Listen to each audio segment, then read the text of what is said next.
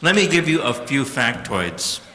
First of all, this gentleman, right after high school, I believe, served for 6 months on active duty in Fort Ord, California, where my father served, and later with the United States Reserves and was honorably discharged. He was awarded a bachelor's degree in economics and Asian studies.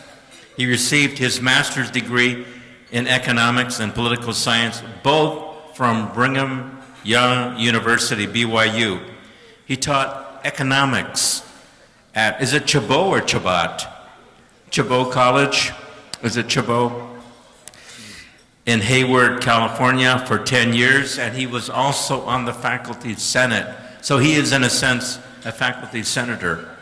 He was elected to the City Council of Pleasanton, California, and also served as the mayor. How would you like to be a mayor of Pleasanton? I mean, just the name makes me relax. But not only was he a faculty senator, he was elected to the California State Assembly, where he served for 6 years. He was later named, I believe it's a governor's appointment, right, as director of the Office of International Trade for California. He served as national president on the board of the Japanese American Citizens League, the JACL. He served as the national executive director, CEO of the JACL in Washington, D.C. He was president, CEO of the Asian Pacific American Institute for Congressional Studies, APEX, and anyone who's ever served on the Hill in Washington, D.C. knows exactly how impactful they are. He did all of this before the age of 18. Let us now warmly welcome and give your undivided attention to our keynote speaker of the evening, the amazing, the icon, the honorable Floyd Mori. Give it up for Floyd Mori. We got Floyd Mori. Hello.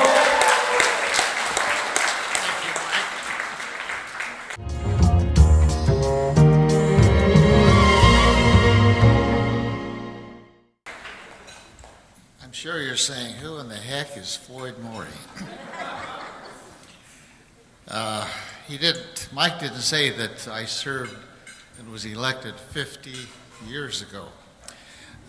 So it's been a half century since I entered politics, quite a while ago.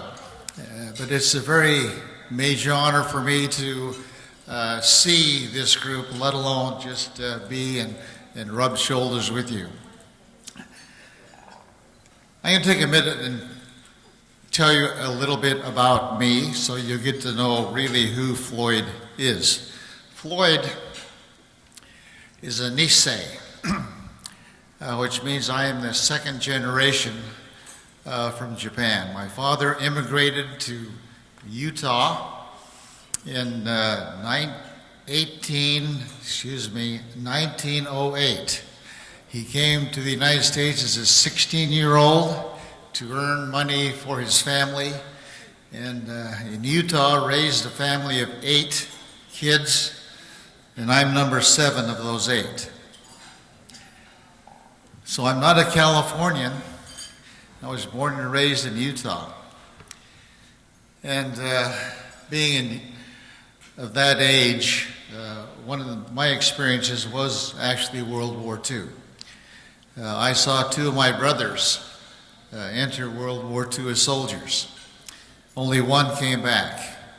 My mother is a Gold Star mother, as my oldest brother was lost in World War II. I had virtually no AAPI friends. We were farmers, we lived in the country, and were surrounded by basically a white community. And so growing up during World War II was an experience, not a positive experience. I recall the cartoons and the depictions and caricatures of Japanese soldiers at that time. And being Japanese, I'd look at these things in the newspaper or at a movie and ask myself, do I really look like that? Am I like that? And as a child, was somewhat ashamed of who I was because of how Japanese were depicted at that time. But because of my family and what my family did in the community as well as for the nation, Floyd Mori as a child gained some respect. As a child, I was like many Asian Americans who kind of grew a little bit faster than the white guys did. And so as a child, I was, if you can believe this, I was a star athlete in grade school and junior high school and high school. And actually was an all-star, all-state baseball player for the state of Utah. But my respect was gained through my family. As I said, I had older brothers and sisters. My sister just above me was a very intelligent, gregarious young lady who everybody loved in school, from grade school, junior high school, and high school. So when I got to grade school, "You're Selma's brother." And so it made it a lot easier for me on through junior high school. I graduated from high school 65 years ago. We just had our 65th class reunion. My high school was called the Jordan High School Beat Diggers. Have you ever heard of such a name? Not cougars or bears or tigers. We were the beet diggers. And we were beet diggers because we lived out in the boonies and we raised sugar beets in that area. And that's what was the crop of the day where I lived. And even today, this school is known as the Jordan High School Beet Diggers. I applied for college without any, we're a country place. We didn't have a lot of advisors, or what do we call them now, counselors. And nobody counseled me on what to do to go to college. None of my older brothers and sisters went to college because they were required to work. They were required to go to war. And so I was the first in my family of 8 to really go to college. And although it's said that I graduated from BYU, my first college experience was actually at USC. I was a baseball player. I wanted to be part of the USC baseball team, and that's why I came to Los Angeles and USC. Well, country boy from Sandy, Utah, coming to USC right in the middle of a black community, I had no clue. And my brother, who lived here by that time, housed me out in Culver City in West LA, and I found out there are actually Japanese Americans in this country. So my background is probably more as a, what can I say, a foreigner than most of you Californians. There were no minorities where I grew up. But in high school, one of my last days of high school, I recall standing with my buddies on the lawn, and this Hispanic girl came walking by, and she was disparaged by my big buddies who were all-stars in football and basketball, making fun of this minority girl. I went home that day and I looked in the mirror and I said to myself, I'm different too. I'm a lot different than them. And coming to Los Angeles was a big awakening for me to understand who I was. Because I was nobody at that time. I was nobody. I said, graduated from Brigham Young University. a lot of my old buddies went there, so I decided to go back to Utah and go to school there. And I was becoming more and so entrenched in who I was that, as mentioned, my major was Asian Studies. I studied about Asia in college, along with my other major, economics. During that time, I also served a church mission for the Mormon Church, which took me to Hawaii. If there is a different place than where I grew up, Hawaii was very different. And again, surrounded by people that were like me, who looked like me, didn't talk like me, because they talked pidgin in those days. I began to again appreciate my culture and who I was. So, as I matured, began to raise a family, I moved to Hayward, California, and taught at Chabot College. Not a lot of Asians there, but I organized an Asian student organization on campus. And at that time, it was the time of the issue of redress. Japanese Americans were lobbying in Washington, D.C. for some kind of recognition of what happened during World War II to them, the unjustness of what happened. So I got engaged in that process, and as I got engaged in that process, and I was sort of an idealistic school teacher, college professor. I always told my students, you got to understand the issues, and you've got to become engaged in this whole process. So after living in California for 4 whole years, I decided to run for the city council in Pleasant, California. The issue was an economic issue, something I could talk about intelligently, hopefully.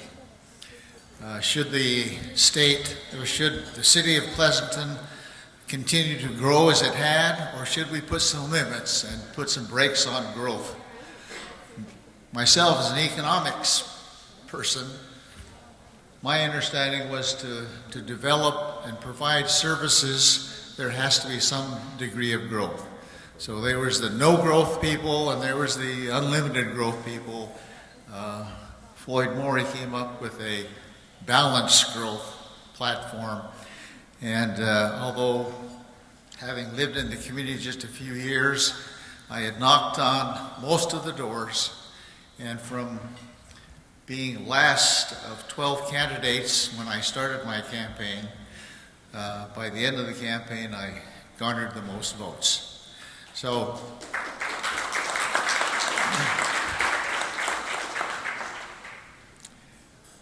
a little knocking on doors, a little knowledge and understanding helped me to be successful in entering politics. You know, as many of you know, politics is a lot of chance and a lot of luck. While I was teaching at Chabot College, I developed a computer program. This is 1970-something, a computer model of the United States, and my students were challenged to use that model and make economic policy, fiscal and monetary policy, and at the end of the semester, we determined what group had done the best with their economy and their growth policies. That caught the eye of the local newspaper. They wrote a nice article about the professor mayor. I was a mayor at the time also. And had a nice article about this process I was going through, a whole page. And at the end of the article was, do you have any aspirations to do anything else? And my answer was, well, I really don't, but you never know what happens. Well, on the other side of the front cover of the newspaper was the story of the death of the existing assembly person in my area. So a decision had to be made by me. Should I attempt that office and run for the state assembly? A young guy, I was not too old at that time. I think I was in my lower 30s, and not really involved in the politics of partisan politics. I thought maybe I can do it. And so, again, about 15 candidates stood up. One was a county commissioner, a couple were city councilmen in larger cities in Pleasanton, and then there's this Floyd Mori, and nobody knew who I was.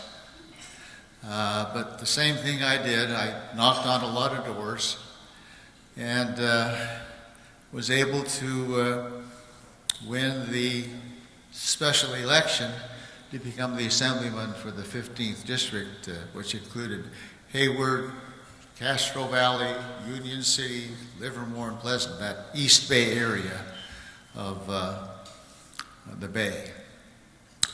So surprising to everybody, I did win. And there are two issues that were before the state assembly when I was elected. One was the issue of marijuana, and the other was an issue of the farm workers. Should we allow farm workers to unionize? Two big issues. And they were being decided, and it was very, very close. And Floyd Mori was put on the committees that heard those two bills. And, I'm a Mormon. I don't smoke. And this idea of marijuana, this 1975, okay? The word was that the legislature is going to legalize marijuana. And so I had to learn about this, something I'd really never studied. I learned that the laws at that time were very, very unfair and unequal. And so after a couple months of study, the bill came up. I voted for that bill. Now, the author of that bill was a guy by the name of George Moscone. If you recall, George Moscone became the mayor of San Francisco. But the thing about George was that he remembered that Floyd Mori voted and was the key vote for his winning that very major piece of legislation. So from that time, George Moscone appeared at all of my fundraisers. He invited me to all his events in San Francisco. And well, what did that do? Well, one of the people that I met at that time was a young lady by the name of Nancy Pelosi. You ever heard of Nancy Pelosi? Just this young person who was helping George Moscone and the Democrats in Northern California raise a little bit of money. Well,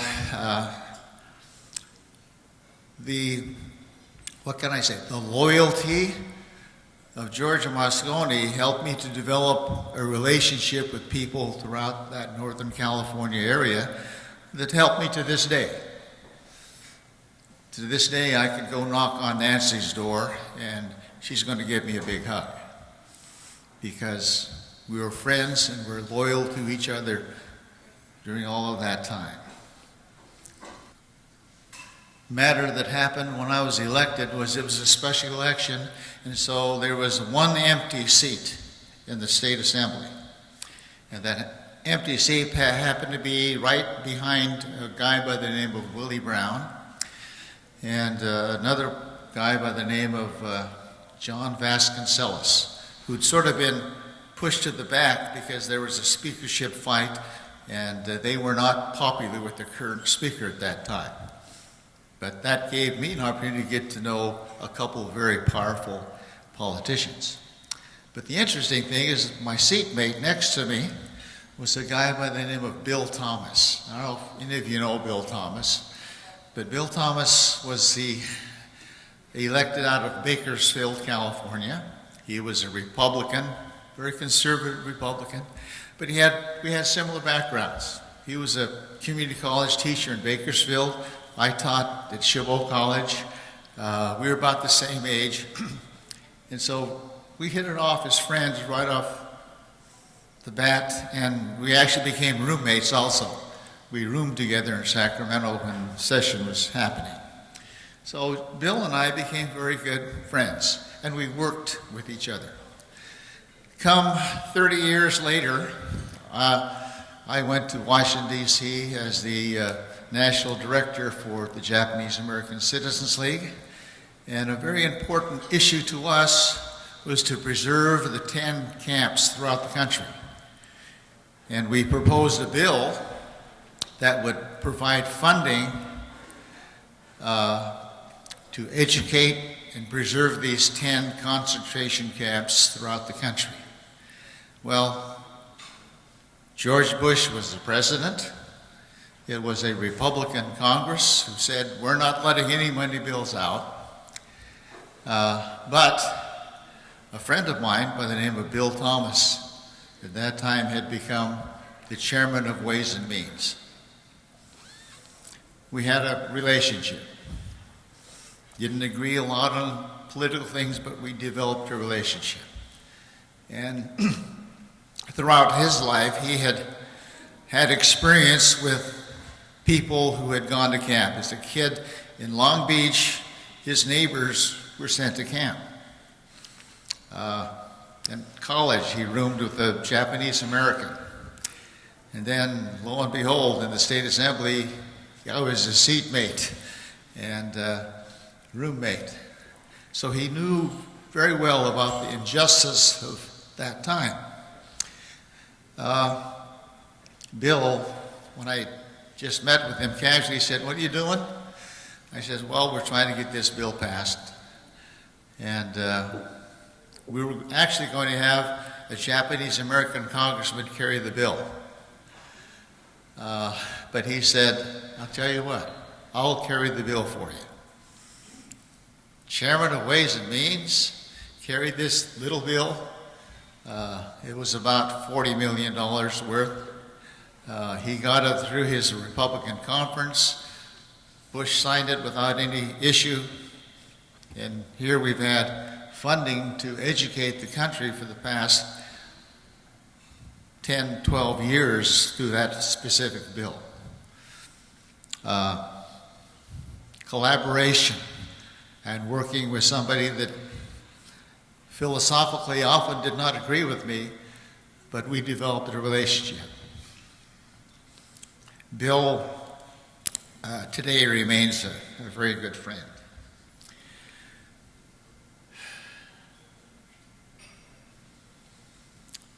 You've heard of a guy by the name of Norm Mineta. Norm was mayor of San Jose when I was the mayor of the city of Pleasanton. And it was that time when Norm and I became friends 50 years ago. He guided me, he helped me, he nurtured me, all during this time. If you know Norm, I think a lot of you do, I'm not the only one he nurtured and made feel important. I think everybody he ever dealt with, the issues he dealt with, he was very sincere and he put himself into what he was doing. There was a commitment to what he was doing. Well, why am I kind of telling you my story? I think as we look at this matter of public service, it's just that. It's a public service. It's not what you gain personally or what fame is going to be put upon you individually, but public service is public service. You'll always be measured not by how rich you got or how famous you got, but what you did for other people. And there is a lot to do for Asian Americans here in this country. Your character and your integrity is going to measure your success. Liz Cheney is not going to be known for anything she ever carried as a legislation, but she'll be known for a lady that stood up for principle. Your knowledge and understanding of issues and of yourself is what public service is about. I knew nothing about marijuana. I knew nothing about the issue of gayness until a gay lobbyist was one of the first ones that came to my office in Sacramento. And after understanding and learning, I've been a supporter of the gay community since and worked with them very closely in Washington, D.C. So knowing and understanding the issues becomes very important.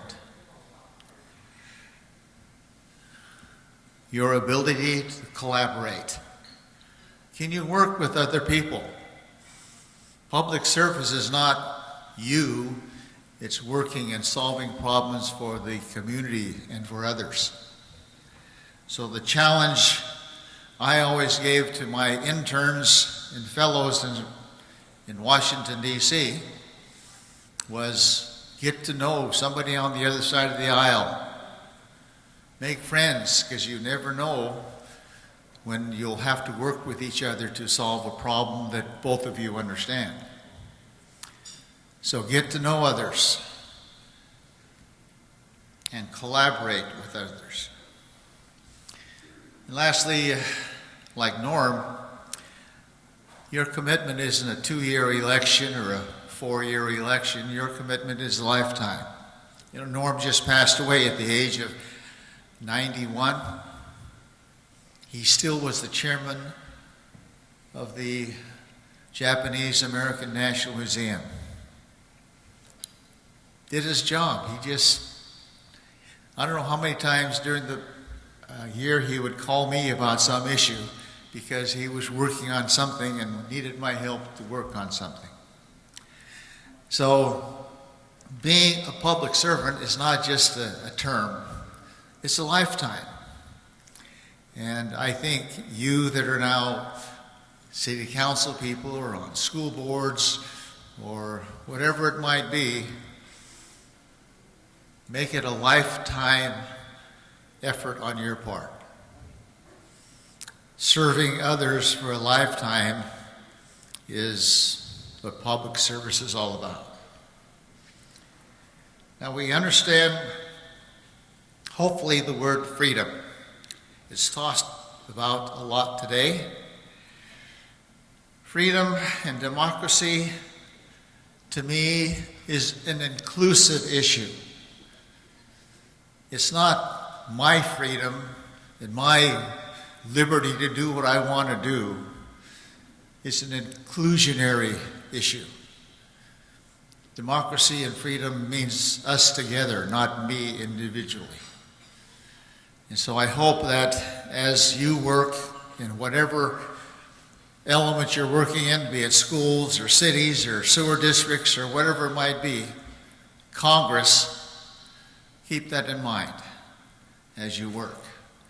Democracy is inclusive. And being inclusive, that means that we as minorities have to work harder. So if this farm boy from Sandy, Utah, can get elected to an office in California, I think it's all within us all. We have that ability to serve and to serve heavily, serve honestly, and with integrity. And I hope we'll all keep that in mind. Thank you.